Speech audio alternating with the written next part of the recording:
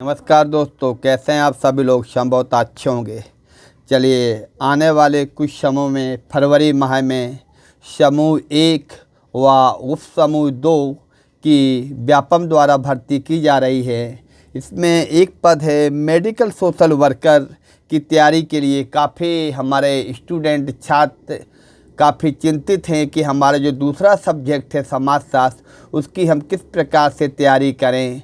उसके सिलसिले में हमारे द्वारा कई क्लासों में ली जाएंगी। फरवरी के पहले तक 10 फरवरी के पहले तक 1-2 फरवरी तक प्रयास किया जाएगा ज़्यादा से ज़्यादा समाजशास्त्र का सिलेबस आपको कवर कराया जाए, क्योंकि 2016 में जो पेपर हुआ है उसका आपको PDF मिल जाएगा, डाल दिया जाएगा वीडियो के रूप में। सारा कुछ पेपर उसमें सोशोलॉजी के कैसे क्वेश्चन आए हैं आपको जानकारी मिल जाएगी। अगर आप हमारे साथ जुड़ते हैं, बराबर आप वीडियो देखते हैं, तो मेडिकल सोशल वर्कर के जो आपके मध्य प्रदेश में सभी कैटेगरी के लिए 58 पद हैं, तो उसके लिए अच्छी तैयारी आपकी हो जाएगी।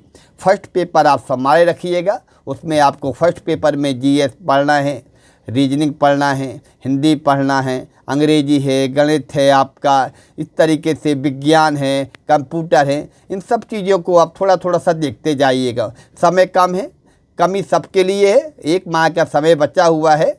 आज आपको जो पहला वीडियो है, आज आपको 10 तारीख है, तो इस तरीके से पूरा 1 माह बचा हुआ। तो 1 माह की प्लानिंग को लेके चलेंगे हम, तो आपको काफ़ी कुछ मदद मिलेगी। दूसरा जो सब्जेक्ट रहेगा समाजशास्त्र का, उसमें आपकी भरपूर मदद की जाएगी।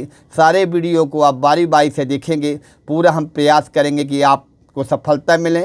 आप अगर हमारे साथ जुड़ते हैं, पहला पेपर आप संभाल लीजिए, दूसरे पेपर की गारंटी हम लेते हैं कि आपका बहुत अच्छा पेपर चला जाएगा। अगर आप एकेडमी PK के साथ में जुड़ते हैं, सारा कुछ समाजशास्त्र का बहुत अच्छा पेपर चला जाएगा।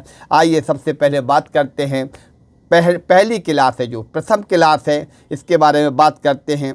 हर आपको 1-2 दिन में पहली क्लास, दूसरी क्लास, तीसरी क्लास मिलती जाएंगी। गहराई से आप इसको अध्ययन करेंगे, बहुत कुछ आपको नॉलेज ज्ञान मिलेगा। चलिए बात करते हैं जिस प्रकार के क्वेश्चन आते हैं। आज हम बात करते हैं SC और ST के बारे में। जो संविधान में कानून बने हैं, प्रावधान बने हैं, ये आपको परीक्षाओं में देखने को मिलते हैं।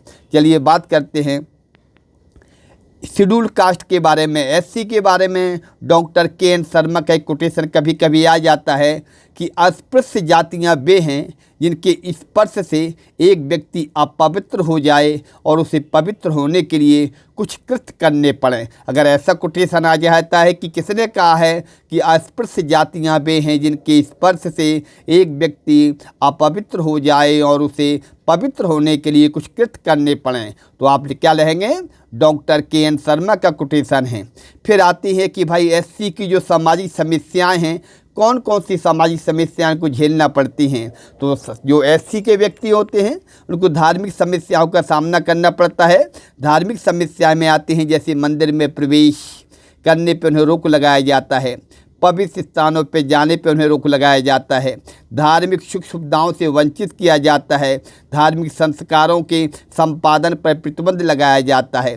ये धार्मिक समस्याएं हैं SC वर्ग की। इसके बाद इनकी कुछ सामाजिक समस्याएं भी हैं। सामाजिक समस्याओं में हमारी है, जैसे SC के बारे में देखते हैं हम। सामाजिक संपर्क पर इन्हें रोक लगाया जाता है, छुआछूत पे, सार्वजनिक वस्तुओं के उपयोग पर इन्हें प्रतिबंध लगाया जाता है, शिक्षा और मनोरंजन संबंधी सुविधाओं से वंचित भी किया जाता है। अस्पृश्यों के भीतर भी संस्करण होते हैं। अस्पृश्य एक पृथक समाज के रूप में इन्हें देखा जाता है। अस्पृश्य लोगों को इनकी आर्थिक समस्याएं भी हैं, व्यावसायिक समस्याएं, संपत्ति संबंधी समस्याएं, आर्थिक शोषण। इस तरीके से इनके साथ में कुछ समस्याओं के भाई सामना करना पड़ता है SC वर्ग को, जिनमें धार्मिक समस्याएं आती हैं, सामाजिक समस्याएं आती हैं। पूछ लेते हैं कि SC वर्ग को कौन कौन सी समस्याएं आती हैं, धार्मिक में क्या है, सामाजिक में क्या है, आर्थिक में क्या है। चलिए हम आगे देखते हैं। अगला है हमारा अनुच्छेद, जो महत्वपूर्ण SC के संबंध में जो आर्टिकल दिए गए हैं, अनुच्छेद दिए गए हैं, जो काफ़ी एग्जामों में आते हैं, विशेष तौर से सोशोलॉजी से संबंधित एग्जाम जो होते हैं उनमें आते हैं। अनुच्छेद 15(1) क्या कहता है?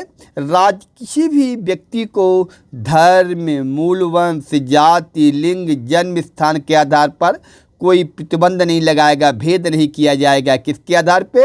राज्य किसी भी व्यक्ति को धर्म के आधार पे, वंश के आधार पे, जाति, लिंग, जन्म स्थान के आधार पे कोई भेद नहीं किया जाएगा। ये आपका अनुच्छेद 15(1) में कहा गया है। अनुच्छेद 17 में कुछ प्रावधान किया गया है एससी वर्गों को अस्पृश्यता, छुआछूत का अंत का इसमें कानून रखा गया है। और अनुच्छेद 19 में क्या है? व्यावसायिक नियोक्ताएँ समाप्त की गई हैं। अनुच्छेद 19 में कोई भी व्यक्ति कोई भी व्यापार कहीं भी कर सकता है। किसी भी व्यक्ति को आज़ादी है, कोई भी व्यवसाय करने के लिए उसे रोका नहीं जा सकता। ये कानून में प्रावधान किया गया है। अनुच्छेद 25 में है हिंदुओं के सार्वजनिक धार्मिक स्थानों पर सभी जातियों के लिए खोलने का व्यवस्था की गई है। किसी को प्रतिबंध नहीं लगाया जाएगा। एससी एसटी कोई भी वर्ग का हो, इनको सभी लोगों के लिए धार्मिक स्थान खोल दिए गए हैं दर्शन करने के लिए। अनुच्छेद 29 में कहा गया है कि राज्य द्वारा पूर्ण अथवा आंशिक सहायता प्राप्त किसी भी शिक्षण संस्था किसी भी नागरिक को धर्म, जाति, वंश अथवा भाषा के आधार पर प्रवेश से वंचित नहीं की जा सकती। राज्य द्वारा अगर उसको ऐड कोई है, उसको सहायता प्राप्त होती है राज्य द्वारा किसी शिक्षण संस्था को, उस संस्था में किसी भी नागरिक को रोका नहीं जा सकता अध्ययन करने के लिए। अनुच्छेद 46 में कहा गया है कि राज्य दुर्बल लोगों के लिए विशेष तौर से एससी के लिए शिक्षा संबंधी तथा आर्थिक हितों की रक्षा करेगा और सभी प्रकार के सामाजिक अन्याय एवं शोषण से उनको बचाएगा। आगे हम देखते हैं अनुच्छेद 330 में कहा गया है एससी एसटी के लिए लोकसभा में स्थानों का आरक्षण किया गया है। अनुच्छेद 332 में एससी एसटी को विधानसभाओं में स्थानों का आरक्षण किया गया है। अनुच्छेद 334 में एससी एसटी को ग्राम पंचायतों और स्थानीय निकायों में आरक्षण किया गया है। ठीक है, इस तरीके से ये महत्वपूर्ण अनुच्छेद हैं आपके सामने प्रस्तुत किए जा रहे हैं। अनुच्छेद 335 क्या है? संघ या राज्य की सेवाओं से सुप्रीम कोर्ट के हितों का ध्यान, मतलब एससी के हितों का ध्यान रखा जाएगा। सॉरी, एससी लिखा हुआ है। संघ एवं राज्य की सेवाओं में जो एग्जाम होते हैं उनमें एससी के व्यक्तियों के हितों का ध्यान रखा जाएगा। आप लोगों से निवेदन है कि अगर आप वास्तव में आपका मेडिकल सोशल वर्कर का दे रहे हैं तो एकेडमी विद पीके में इतने सारे वीडियो डले हुए हैं समाजशास्त्र से संबंधित। अगर उनका आप गहन अध्ययन करते हैं तो मेरा पूरा दावा है कि सोशियोलॉजी में आपके 75, 80, 90% मार्क्स कहीं नहीं गए हैं। अगर आप थोड़ी सी मेहनत करते हैं और सारे वीडियो को देखते हैं, इतने सारे वीडियो डाले हैं, उसमें डले हुए हैं बहुत सारी जानकारी और जो चीज़ें हैं सिलेबस से संबंधित विस्तार से जो अभी हैं उसकी क्लासें आपको 10, 12 क्लासें, 15 क्लासें अभी आपको मिल जाएंगी फरवरी के पहले तक एग्ज़ाम के पहले। उनका आप गहन अध्ययन करते चलिए, काफ़ी आपको लाभ मिलेगा। चलिए अगला अनुच्छेद देखते हैं। अनुच्छेद 146 व 338 में क्या व्यवस्था की गई है? एससी के कल्याण हेतु सलाहकार परिषद के गठन करने की व्यवस्था की गई है। इसके बाद है आपका लोकसभा में एससी के लिए, अनुसूचित जाति के लिए 543 स्थानों में से 79 एससी के लिए व विधानसभाओं में 4047 स्थानों में 557 एससी के लिए आरक्षित किए गए हैं तथा एसटी के लिए लोकसभा में 543 में से 47 स्थान व विधानसभाओं में 527 स्थान विधानसभाओं में इनके लिए आरक्षित रखे गए हैं। चलिए आगे हम बात करते हैं एसटी के लिए क्या क्या संवैधानिक प्रावधान किए गए हैं। संविधान के अनुच्छेद 12वें भाग के 275 अनुच्छेद के अनुसार केंद्र सरकार राज्यों को एसटी के कल्याण एवं उनके उचित प्रशासन के लिए विशेष धनराशि दी जाती है। आगे हम देखते हैं अनुच्छेद 325 में क्या कहा गया है। अनुच्छेद 325 में आपका संविधान के 15वें भाग में, कौन से भाग में? 15वें भाग में 325 में अनुच्छेद में कहा गया है कि धर्म, प्रजाति, जाति, लिंग के आधार पर मताधिकार से किसी भी व्यक्ति को वंचित नहीं किया जाएगा। अनुच्छेद 330 व 332 में लोकसभा व राज्य विधानसभाओं में SC व ST के लिए स्थान सुरक्षित किए गए हैं। कौन सा? अनुच्छेद 330 व 332 में। अनुच्छेद 338 में राष्ट्रपति द्वारा SC व ST के लिए विशेष अधिकारी की नियुक्ति की व्यवस्था की गई है। यह अधिकारी प्रतिवर्ष अपना प्रतिवेदन प्रस्तुत करेंगे। राज्य में राज्यपाल को प्रतिवेदन देगा, केंद्र में राष्ट्रपति को देगा। अनुच्छेद 335 में सरकार इन वर्गों के लिए नौकरियों में स्थान आरक्षित करेगी। अनुच्छेद 335 में कहा गया है 5वीं अनुसूची में जनजातीय सलाहकार परिषद की नियुक्ति की व्यवस्था की गई है, जिसमें अधिकतम 20 सदस्य होंगे, जिनमें से 3/4 सदस्य राज्य विधानसभाओं के ST के होंगे। चलिए आगे हम देखते हैं अनुच्छेद 324 व अनुच्छेद 244 में राज्यपालों को जनजातियों के संदर्भ में विशेषाधिकार प्रदान किए गए हैं। संविधान के कुछ अनुच्छेद ऐसे हैं जो मध्य प्रदेश, असम, बिहार, उड़ीसा आदि की जनजातीय क्षेत्रों के लिए विशेष सुविधाएं देते हैं। असम, मेघालय, मिजोरम का प्रशासन संविधान की 6ठी अनुसूची के उपबंधों के आधार पर किया जाता है। अगस्त 1978 में संविधान के अनुच्छेद 348 के तहत SC व ST के लिए एक कमीशन की व्यवस्था, आयोग की व्यवस्था की गई है। कौन से अनुच्छेद में? अनुच्छेद 348 में। आगे हम देखते हैं संसदीय समितियां। भारत सरकार ने 1968, 1971, 1973 में SC व ST की संविधान में प्रदत्त सुरक्षा एवं उनके कल्याण की जांच के लिए 3 संसदीय समितियां भी गठित की गई हैं। अनुच्छेद 164 के अंतर्गत बिहार, मध्य प्रदेश, उड़ीसा के आदिवासी भाइयों के लिए जनजातियों के कल्याण के लिए अलग मंत्री नियुक्त किए जाएंगे। कहाँ? बिहार, मध्य प्रदेश, उड़ीसा। आगे हम देखते हैं अखिल भारतीय सेवाओं व अन्य प्रकार से की जाने वाली भर्तियों नियुक्तियों में ST के लिए 7.5% स्थान आरक्षित किए गए हैं। सरकारी नौकरियों में स्थान सुरक्षित रखने के लिए व खुली प्रतियोगिता के आधार पर SC के लिए 15% तथा अन्य प्रकार से की जाने वाली नियुक्तियों में 16.5% स्थान SC के लिए सुरक्षित रखे गए हैं। चलिए आगे हम देखते हैं पदोन्नति के संबंध में SC व ST के लिए क्रमशः 15% व 7.5% स्थान सुरक्षित रखे गए हैं, बशर्ते इनमें सीधी भर्ती 50% से अधिक नहीं हो। प्रथम पंचवर्षीय योजना 1951-56 में आदिवासी विकास के लिए 19.9 करोड़ रुपए का बजट का प्रावधान किया गया, जो बढ़कर 7वीं योजना में 6,955 करोड़, 8वीं योजना में 21,000 करोड़ रुपए, 10वीं योजना में 1,754 करोड़ रुपए का प्रावधान किया गया। देश के 19 राज्यों व केंद्र शासित प्रदेशों में जनजाति उपयोजना प्रारंभ की गई। इसकी शुरुआत 5वीं पंचवर्षीय योजना में की गई थी। भारत में ST की संख्या 8.43 जनसंख्या है, जबकि ST की जनसंख्या 21, दहाई, सैकड़ा, हज़ार, 10,000, लाख, 10 लाख, करोड़, 8 करोड़ 43,26,240 की गई है। देश में ST की सबसे ज़्यादा संख्या कहाँ पर है? सबसे ज़्यादा है मध्य प्रदेश में अनुसूचित जनजातियों की संख्या। इसके बाद उड़ीसा, बिहार, गुजरात, राजस्थान में इनकी संख्या सबसे कम है। उत्तर प्रदेश, केरला, तमिलनाडु में। कार्ल मार्क्स ने कहा एक कोटेशन की शारीरिक अस्तित्व को बनाए रखने के लिए मनुष्य को अपनी 3 मूलभूत आवश्यकताएं जुटानी पड़ती हैं, रोटी, कपड़ा और मकान, भोजन, वस्त्र, निवास। ये भौतिक मूल्य इन्हें कहा गया है। ये किसने कहा है कि शारीरिक अस्तित्व को बनाए रखने के लिए मनुष्य को रोटी, कपड़ा और मकान, इन 3 चीज़ों की आवश्यकता पड़ती है। किसने कहा है? कार्ल मार्क्स ने कहा है।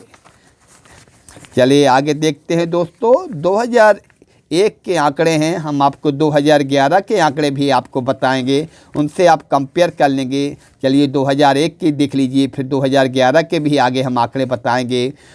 कुल जनसंख्या भारत में 2001 में के अनुसार 102 करोड़ थी इनकी महिलाओं की। इनमें पुरुषों की संख्या 53.22 करोड़ और महिलाओं की संख्या 49.65 करोड़ थी। लिंगानुपात देश का 933 था 2001 में। केरल का लिंगानुपात सबसे ज़्यादा था, 1000 पे 1058।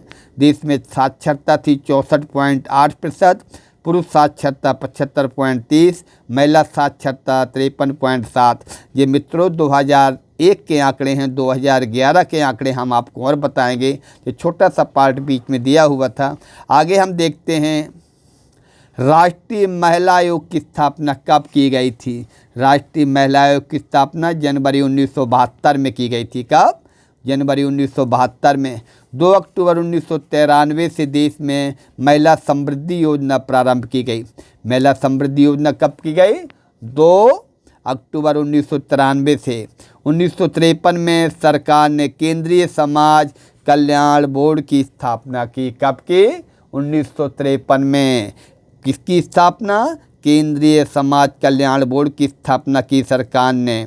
1985 में कल्याण मंत्रालय की भी स्थापना की सरकार ने। 1985 में केंद्र द्वारा महिला और बाल विकास विभाग का भी गठन किया गया। आगे हम देखते हैं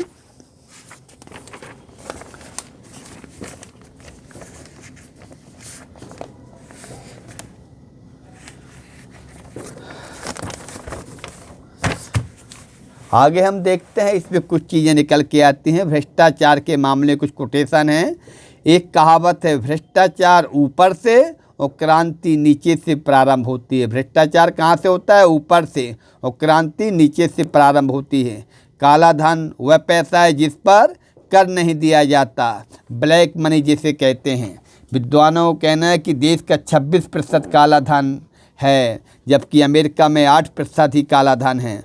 भ्रष्टाचार के कई प्रकार होते हैं, जैसे राजनीतिक भ्रष्टाचार, व्यापार में भ्रष्टाचार, श्वेत बसन अपराध, संगठित अपराध, शैक्षणिक अपराध, पुलिस विभाग में, न्यायालयों में भ्रष्टाचार, धार्मिक क्षेत्रों में भ्रष्टाचार। भारत सरकार ने भ्रष्टाचार दूर करने के लिए सन 1947 में भ्रष्टाचार निवारण कानून पास किया था।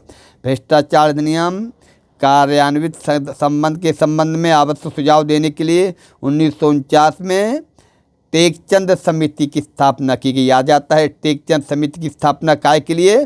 भ्रष्टाचार अधिनियम के क्रियान्वित करने के लिए। 1953 में आचार्य कृपलानी की अध्यक्षता में रेलवे ने भ्रष्टाचार जांच कमेटी निर्मित की थी। आ जाता है आचार्य कृपलानी की अध्यक्षता में क्या है? भ्रष्टाचार। गृह मंत्रालय ने 1955 में प्रशासन सतर्कता विभाग की स्थापना की। 1962 में के संथानम कमेटी की स्थापना की गई, जिसमें 1964 में अपना प्रतिवेदन प्रस्तुत किया गया। भ्रष्टाचार रोकने के लिए गुलनार मिल्डर ने निम्न के सुझाव दिए। ज्ञान प्रकाश समिति 1994 चीनी घोटाले के लिए बनी। राजनीतिक अपराधीकरण पर NN बोहरा समिति बनी। चंद्रास समिति बनी 1999 में। स्टॉक एक्सचेंजों में डिलिस्टिंग के लिए की थी, जो प्रस्तुत भ्रष्टाचार निर्वहन के दायरे में आती है। इस तरीके से कुछ क्वेश्चन निकलते आते हैं। भ्रष्टाचार से संबंधित क्या है भ्रष्टाचार? तो जिसमें आपका जो महत्वपूर्ण है, आपका SC से संबंधित, ST से संबंधित जो प्रावधान हैं उनके बारे में विस्तार से चर्चा की गई है। और आगे आगे धीरे धीरे आपको सारी चीज़ें, इसमें आपका जो मेडिकल सोशल वर्कर है, इसमें आपको सारी जानकारी दी जाएंगी। कौन सा पेपर में समाजशास्त्र में क्या क्या आना है। अभी आपको पहली क्लास के रूप में थोड़ी सी सामान्य जानकारी दी गई है। जो ज़्यादातर ये अनुच्छेद पूछ लिए जाते हैं प्रत्येक एग्जाम में, तो ज़्यादातर समय कम है। हाँ, पूरा सिलेबस विस्तार से न पढ़ा के जो शॉर्ट चीज़ें हैं, जो अच्छी चीज़ें हैं, वो आपको जल्दी जल्दी से क्लास 1, क्लास 2, क्लास 3, 4, 5, 6 के माध्यम से आपको क्लास टू क्लास देखने को मिलेंगी। इनका आप गहन अध्ययन करिएगा और आने वाले वीडियो में आगे आपको दूसरी क्लास देखने को मिलेगी। तब तक के लिए नमस्कार दोस्तों। वीडियो अच्छा लगे तो कृपया करके सब्सक्राइब करें चैनल को, और लाइक करें, कमेंट करें, अपने यार दोस्तों को शेयर करें कि आप इस तरीके से पढ़ें। इसमें आपको काफ़ी कुछ जानकारी सोशोलॉजी के बारे में मिलेगी, जीएस के बारे में मिलेगी, और पूरा आपका मेडिकल सोशल वर्कर जो कुछ भी आएगा समाजशास्त्र से ज़्यादा उसको हम एक माह में प्रयास करेंगे। सिलेबस बड़ा है, फिर भी प्रयास करेंगे ज़्यादा से ज़्यादा अच्छी चीज़ें आप लोगों के सामने दी जाएँ। तब तक के लिए नमस्कार दोस्तों, धन्यवाद। मिलते हैं अगले वीडियो में दूसरी क्लास के रूप में।